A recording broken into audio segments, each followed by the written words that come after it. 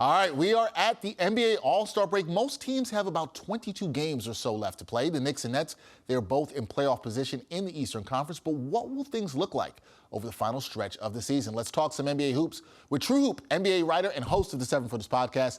That is Jarod Hector. Jarod, how are you enjoying your All-Star break? I'm great because I'm not freezing in Salt Lake City, so I'm doing quite well. Yeah, I'm glad you and I didn't make the trip. I was out there last February and it was freezing. Don't need to do that again with nothing else to excite me. A little basketball would, but that's a whole nother story. Jarod, the Knicks, they sit at 6th in the East while the Nets are at 5th. Where do you think both New York basketball teams finish in the standings, and do either have a shot to make some noise in the postseason? I mean, that's the challenge, right? You want to finish in that top 6 because that's the guaranteed playoff position. But really, it's the Knicks, Nets, and Heat. So 3 teams fighting for those last 2 spots. I do think the Knicks and Nets have a very good chance of holding on to 5th and 6th. The only thing I will say is that, now that the star power is gone from Brooklyn, if they got to win a lot of close games down the stretch, who is the guy that's going to generate offense for them off the bounce? Cam Thomas has been great for that 4-game stretch. Mikal Bridges is showing you some things, but Kevin Durant and Kyrie Irving, clean up a lot of your messes. For the Knicks, Jalen Brunson has played like an all-star, even though he's not one. And Julius Randle's played well also. So I think they'll be able to hold on, but don't count Miami out. They're only, half a game or a game back, and Jimmy Butler, that's a guy who can close.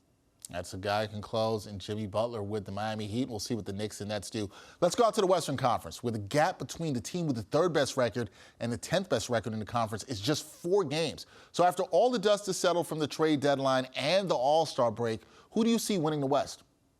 I still like the Denver Nuggets because they now have a 5-game lead, if I'm not mistaken, in the Western Conference. I just don't, as good as Phoenix is going to be, I love Memphis. They've been struggling a little bit recently. I think Denver has a level of continuity, and they know what they're doing with Nikola Jokic, who will possibly be the 3-time league most valuable player, deservedly so.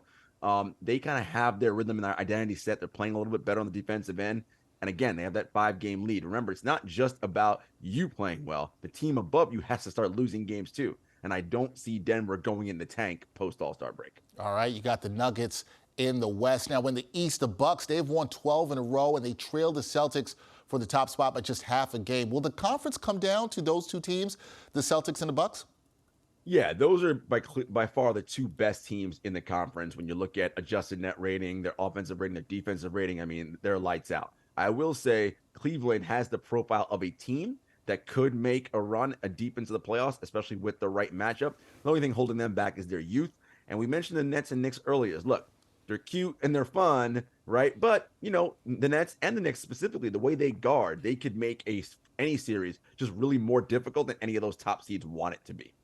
All right. See, cute teams can do some things sometimes. It can make things difficult. I don't know if Jarod was throwing shade at the Knicks or Nets by calling them cute, but I'll leave that up to the interpretation of the viewers. That is Jarod Hector. He's a writer for True Hoop, also co-host of the Footers Podcast. Go check that out. Jarod, thank you for your time. Enjoy the rest of your All-Star break.